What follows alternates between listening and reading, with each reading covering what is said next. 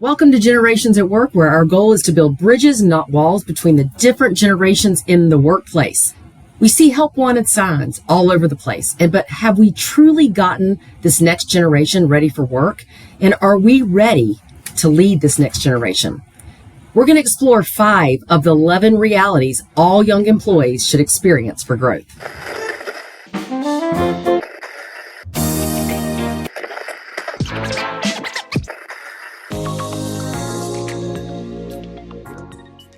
I'm your host, Susan Davis, and with us, your generational expert, Dr. Tim Elmore. Welcome, Tim.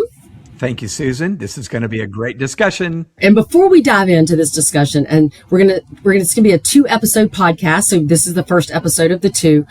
If you're interested in learning how to lead multi-generational teams, or maybe you just want some workshops or some coaching for your leaders, we want you to visit maxwellleadership.com/generations at work. We'd love to hear from you. We also have some assets and some value adds for you there, including a workbook and some other assets. So visit us again at maxwellleadership.com/generations at work.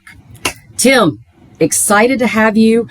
If you have not joined our podcast before, we invite you to subscribe, to join, and also check out Tim's book, The Future Begins with Z. Tim also has a lot of resources at thefuturebeginswithz.com, and we're excited to jump into this. And I love how we came up, or you came up with this, as you have really looked at some realities that all of our young employees should be experiencing for growth. And I can't wait to jump into these. And tell me what gave you the inspiration to think about these 11 realities.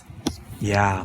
Well, Susan, you mentioned in the introduction how we see help wanted signs at retail stores and restaurants, especially. Mm-hmm. I think what sparked me to even process this, these realities that every young team member needs to have is knowing that when I finally graduated from school and took my full-time career job, I had already been working lots of years. I think you had too. Yeah. And that kind of got me ready, working at a fast food restaurant at 16, being a newspaper boy at age 12. At the grocery store. That's right, bagging groceries, working at an ice cream shop. But all of those were preparations. Well, today, fewer and fewer, the data says, Gen Zers are taking those jobs while they're in school. Mom and dad may say, please just focus on academics. We need to get that scholarship or whatever. But for whatever reason, they're not doing it. In fact, Susan, I'll be honest with you, where I live, just north of Atlanta, I talk to high school students and they say things like, I would never work in a fast food restaurant. That's so beneath me, So they're too good for it, at least the ones I'm talking to. So I feel like I got career lessons before I ever started my career. And I so wish this for others. So Susan, you and I have been talking about this. Wade jumped in. We've got a list of items that if you're an employer, if you're a supervisor, a manager, or if you're just a parent, not just a parent, if you're a parent and you've got a young adult in your home, these are items I would say make sure they get these before they launch into their career. Tim, before we jump into your first of the 11 realities, what is the job market right now for young people? Here's what's strange about this, Susan. When I talk to employers, they say, gosh, it feels like Gen Zers are being really choosy about the jobs they're going to take, which I just referred to. But when I talk to Gen Zers, they say, well, I feel like there's such a competition for good jobs. How can both be true? Well, they are both true. And part of the reason is, and this, I felt like I needed to cross this bridge before we go any further. We're in a shrinking labor market right now. In fact, listeners, I want you just to consider this. Yeah, break that down a little bit. Okay, yeah. I've come up with a metaphor that I use to describe the realities we're about to face in the next 5 to 10 years. So I call it a new kind of storm. So the first layer of this storm is we're facing a blizzard. And that blizzard is that young people, as I just mentioned, are not taking typical entry-level jobs like they used to in the past. All of my friends, including me, took that entry-level job at a restaurant or whatever when we were young. It's the only way we had spending money. Well, in middle-class America, and certainly affluent America, the kids are going, Mom's going to give me money. But beyond the blizzard, if I can go deeper, I think it's part of a new winter season. And here's what I mean by that. There is a smaller population that makes up Gen Z, plus issues like addiction and incarceration reduce the job candidates. So millennials were 80 million strong. We've mentioned that before on this podcast. 80 million, biggest generation in American history. Yeah. So about 15, 20 years ago, there were truckloads of job candidates right out of college. Today, there are 59 million Gen Zers, so way less. Yes. But when you talk, in addition to that, about issues like obesity, criminal records, failure to graduate, and other issues like I just mentioned, incarceration, I'm telling you, there's fewer to choose from. Let me just say that. Yeah. But here's the most stunning reality that I think we need to be thinking about. It's sobering. I think the blizzard and the winter season are both part of a larger ice age that we're entering right now.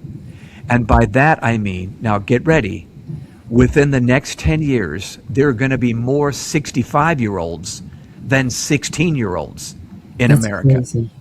It's never happened before in American history. It's always been a pyramid of size, more younger people, and then we start dying off at 45, 50, 55, 60. So what does this 70. mean for the workforce? It means even less. Yeah. So I think we're going to see more boomers and even Xers maybe stay in their career because we need them. But we need that younger generation entering with their energy and creativity and the kinds of things that a younger generation brings.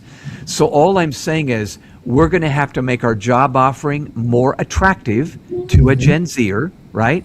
In fact, listeners, let me ask you, is the website for your company, does it look like it was made in 2005 or 2025? I'm just asking, They're looking and they're going, oh my God, I will never work there, just by looking at our digital presence. Yeah. Here's another one. I think we're going to need to make the job we're asking that young person to do the best first job to launch their career. Now, what I mean by that is this. There's so many employers that are kind of angry that they hire a 22-year-old or an 18-year-old, that kid stays for a year and a half, and then they hop to another job. And it is frustrating because then we got to look again, train again, and it takes a lot of time and money. But here's what I would say. We need to borrow a page from the playbook of Orange Leaf frozen yogurt. I think I mentioned them once in the past. So this frozen yogurt chain, were noticing that the young people they were hiring stayed a year and then left, and they were frustrated. But they said, you know what? In the job interviews, we're going to say that to that young person, we want to make this job a launching pad for your career. So what do you really want to learn while you're with us? Well, the young person might go, well, I want to learn marketing. And the interviewer might say, oh gosh, you need to meet Nancy. Nancy's the queen of marketing here at this place. I'm going to set you up a meeting with her. You're going to learn marketing from Nancy. Or they might say, I want to learn, accounting or bookkeeping. Oh, you need to meet Bob. Bob's our accounting guy. He'll teach you bookkeeping. You will learn so much from him. What Orange Leaf frozen yogurt learned was when they started approaching that job like this, they kept them longer because the young people were being poured into and investing in. We know that with employee retention, right? And engagement. Yes, is pour into the growth of the young people. That's one of their top attractors to a company. It's so true. And what we're really doing is putting the focus on them, not us. Which that's just, I think that's what it's all about. Absolutely. So bottom line, we need to treat our jobs as older generations more like mentors than managers. So I just want to, now Susan, volley back, because you see loads of leaders and you see this issue as well. What are your thoughts? Well, I want to go even younger, right? So I have to tell a story about my son who is 15, and he is wanting a job, and we live in North Carolina. In North Carolina, you can work 15. You just have to have a special permit for it. Yeah. So he makes a resume, goes into some fast food, right? And goes into grocery stores and different things. The first fast food chain he walks into, the manager looks at him and says, dude, we don't want a resume. This is fast food. And my son was really taken aback by this. Yeah. And in fact, a little deflated. And so he had prepared, dressed well, did a resume. In fact, did it on his own, really went, showing some qualities of fortitude and leadership. Yeah. And he was deflated by the way the leader spoke to him. Yeah. And he's like, I don't know, Mom. And then he walks into a grocery store chain and they look at him and says, we don't do resumes, apply online. Now, Tim, my first job was at a grocery store and then a waitress, and they welcomed me and they talked to me. They asked me questions. His first 2 walk-ins really deflated him. Do I even want to work for people like this? Yeah. Yeah. And, it just makes you think, if this is their first experience at jobs, what are we doing to prepare them for their first real job? Yeah. What are they learning from us? Yeah. What's the lens on the workforce and working is, I don't know if I want to do this. And this is why we're seeing, I think, so many young people wanting to start their own businesses, become entrepreneurs. So true. Yeah, no doubt about it. In fact, your son is. Talk about that just for a second. He wants to be an entrepreneur. Yeah. He wants to be an entrepreneur, and he's wanting the job to make money for his idea. And but he's he understands, but it's just so interesting that we are leaders in organizations, and this is how we're talking to potential candidates. Yeah. But then we're upset that the candidates don't want to stay, or we're not impressed with their workability. But are we coaching, developing, mentoring people, even at the age of 15? That could be your next CEO. Yeah, it's so true. So what I would say is, you've just summarized very well. We complain, are they ready for the workplace? But I'm asking, are we ready for them? Are we ready for them? Yeah, yes. I don't think we are in many cases. Oh, I think we should do another podcast on that. I think we're coming up with more ideas. I love it. All right, your first reality of the 11 reality is work a service job. So tell us a little bit about that, Tim. Well, I found in my own journey as a young guy entering the workplace, and then I noticed it in my 2 adult children, working a service job did so much for us on the inside. Again, I see many high school students that ought to be working a part-time job, but they're just focusing on academics. Mm-hmm. And that's not bad, but the classroom, it doesn't resemble the workroom. So I recall working in a fast food restaurant, at a Baskin-Robbins ice cream store.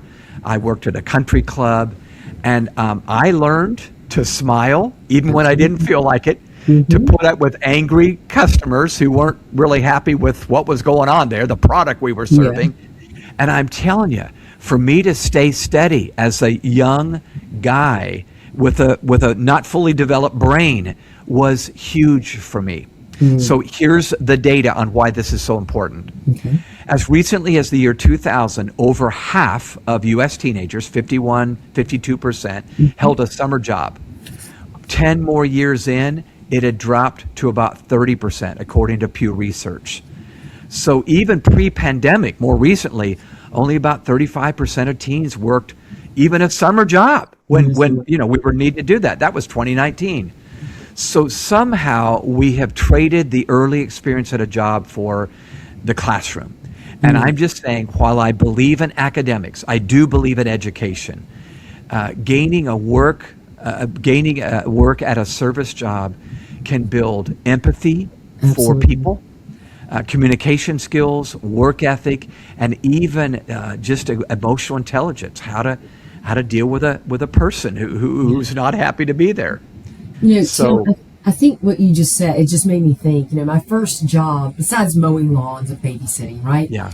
I worked at a seafood restaurant, no longer there, Peg Leg Seafood, and because I was only 15, they hired me as a hostess. I immediately learned how to welcome people, how to talk to people, how to talk about emotional intelligence, how to read people. And I guess that was something good. So they let me start waiting. What I learned, number one, set up, take down, things not going well, accidents happening, right? Working under pressure.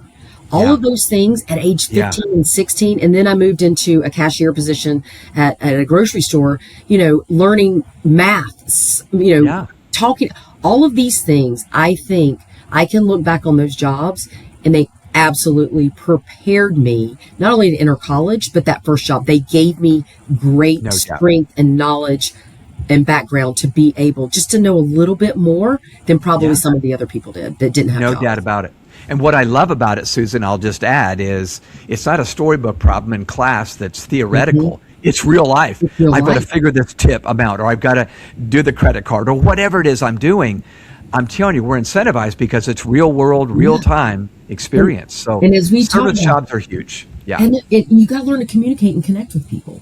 And that's a skill that these jobs will allow you to do, because if you can't connect with people, we can't convert. And that means anything, relationships, jobs, management, leadership, anything. So it's such an amazing skill. It's life skills that they're learning so early. Love No that. doubt about it. Yep. All right. Great introduction on number one. Let's go to number two.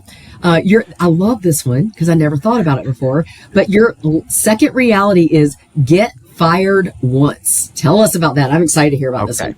Well, obviously you don't want to just I don't work want to get fired so poorly that you want to be fired. But I think the physical experience of getting let go by a manager or a boss grows us and matures us emotionally, intellectually, so well. So going back to that country club job I shared just a minute ago, I got fired from it. So I was about a month or two into the job, not long, but the person that hired me sat down with me, this hiring manager, and he had put me on a bunch of machines, okay? So I was on a switchboard, I was on a calculator, this was back in the day, and that wasn't my sweet spot. I needed to be with people, but he had me on machines and he let me go. Well, I was devastated. I had to go home and tell my mom and dad, which was not a pleasant experience. And then I lived with myself for a day or two just thinking, man, am I a loser? And I had to get through that. I had to power through that. But I'm telling you, I would have been more miserable staying at that job because I would have been doing something I wasn't gifted at. My self-esteem would have plummeted permanently, maybe, if I would have stayed there, instead of realizing, you know what? I'm not a loser. That job was not fitted for me, and I was a better job candidate when I found a job later that put me with people, and I was gifted to do it. So moms and dads, employers, letting someone go is hard in the moment, but it may be the best long-term move. And that experience of getting fired may be the best experience they have in terms of growth. And what I heard from you too, Tim, is that you had to sit with it a little bit. Yes, and figure out, you weren't a loser. It just wasn't right for you. That, again, is a life skill. How do you fail forward? How do you learn from things that happen to you that you turn them into assets instead of liabilities? And that is life skills that you don't get sitting behind a computer. You get that on the job experience. I love that. So true. So my son, Jonathan, is a young professional. And a few years back, my wife told me, you may want to give Jonathan a call. I said, really? What's up? Well, he was just let go of the job he had. And I thought to myself, oh my gosh, did he do something wrong or whatever? But it was really a very similar experience to what I had had. He tried out for a job that paid well, but it was not suitable for his talent. Absolutely. And he was too afraid to let me know as his dad. So mama's usually safer to go to than daddy sometimes. So I texted him. I said, Jonathan, I'd love to chat today. Let me know when a good time is for you. And we did talk, and I said, Jonathan, Mom just told me you got let go. And then I promptly went into, I listened to him. I wanted to hear him out, but I promptly went into an encouraging word about his dad, was such a knucklehead that I got fired back in my, almost at the same life station he was in then. We started laughing at this wingnut foul tip thing I did, And after we laughed together, I think it was quite emotional for both of us because I was able to say, this might be the best thing that happened to you this year. And we talked it through, but it's just exactly, whether it's a mass layoff or a pandemic related thing or whatever, we need to give them the broader picture that given our talent and given the boss's situation, who may be not a suitable boss for us, this allows our self-esteem to stay intact long-term after all, in the end. It just made me think too, it also helps us decide what we're good at, what we like doing. It's so true. Unfortunately, in my third year in college, I changed my major, right? And I think about people going through college and then doing something completely different because they've had no work experience of what drives me, what fills my purpose, what am I good at? And so these opportunities give people that early recognition. All right. Love this next one. Have one bad boss. I love this because I've experienced it, and I can't wait to hear what you say, and then I'll tell you my experience. Yeah. Well, again, this sounds very counterintuitive. Like, what are you guys talking about? This is a bad experience. It is a bad experience.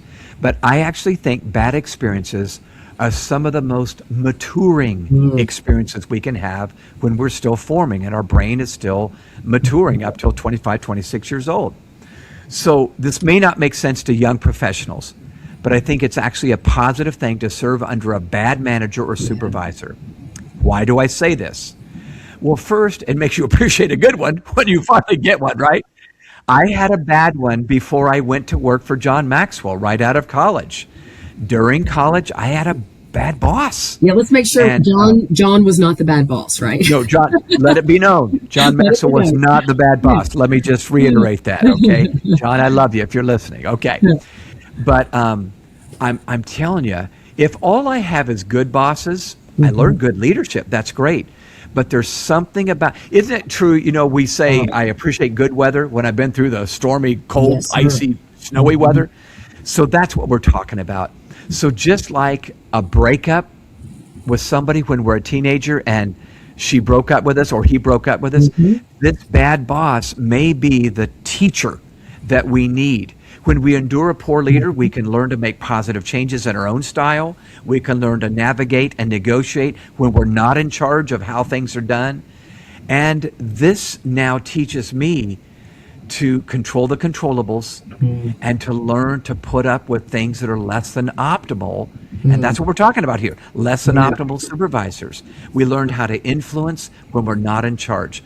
I'll be honest with you, before you volley back here, Susan, I had 3 bad bosses before I started my career with John Maxwell and worked for him for 20 years.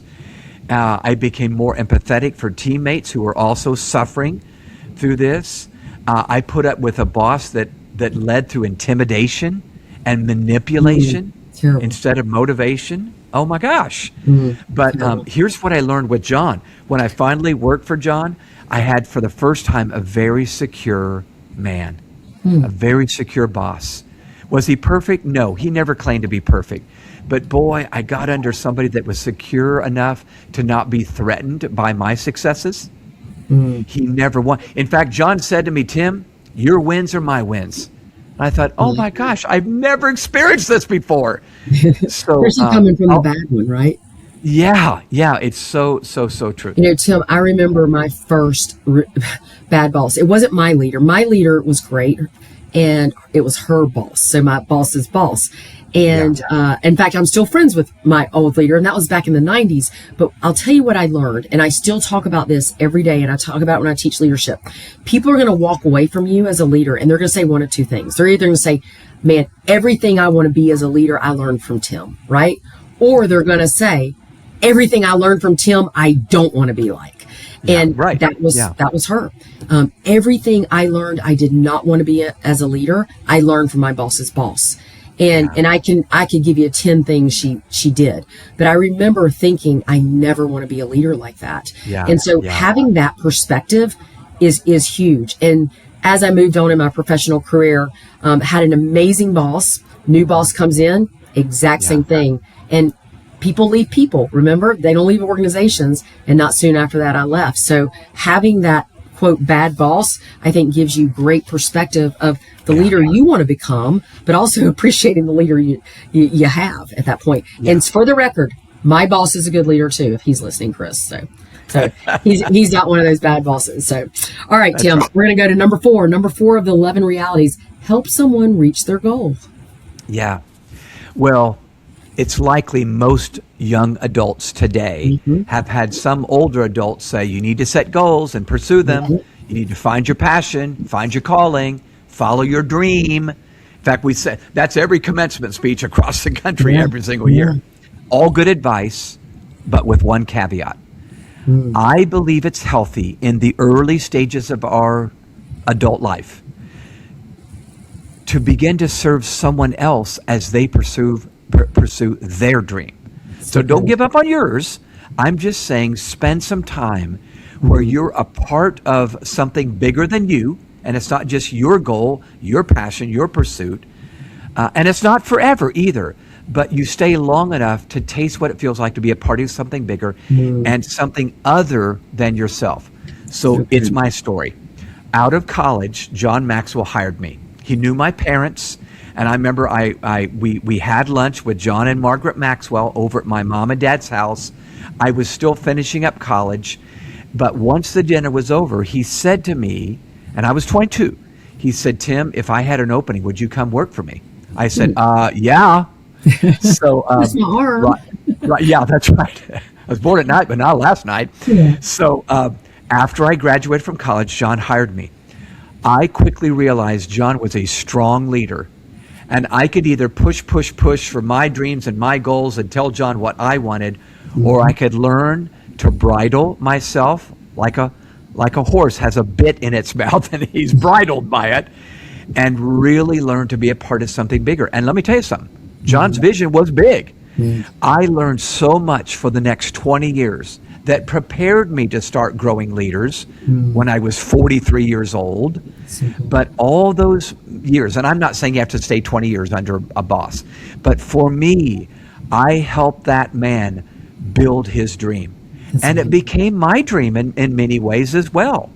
I built my muscles emotionally, intellectually, vocationally. And so all I'm saying is I look back and I have no regrets. So under John Maxwell, I built all those muscles. And John was my biggest fan when I ended up starting Growing Leaders. It was a nonprofit organization. And guess who was the first one to write a check for Growing Leaders? John Maxwell. He was my fan, my friend at that point. And I get teary talking about this, but he wasn't resentful. He wasn't mad at me. In fact, when I said, "John, I feel like I need to start something," he said, "You should do it. Go for it." And he didn't want me to leave. He wasn't clapping for me to leave. But he said, all of this time together, it's prepared you for this. It's level 40. Yeah, that's exactly right. So one last thought before I toss it back to you, Susan. Our culture today is one of rugged individualism. That's what America's all about, right? Pull yourself up by your bootstraps, get her done.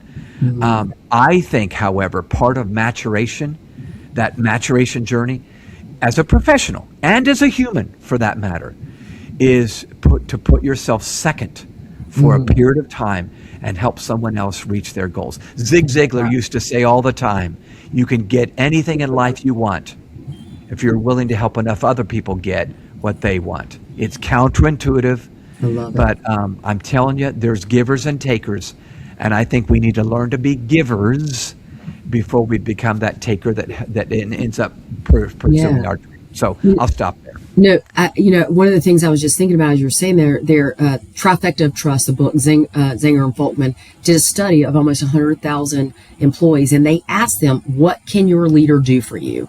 And one of the top things they said is, help me reach a goal. Help me develop and reach a goal.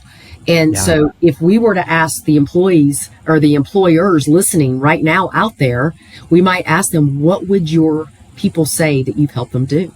Yeah. That's great. I love it. So it's working both sides, isn't it? The young person needs to understand what they need, but then you're absolutely right. The leader needs to figure that out. Now, frankly, John, I think, always knew that. He was always about other people.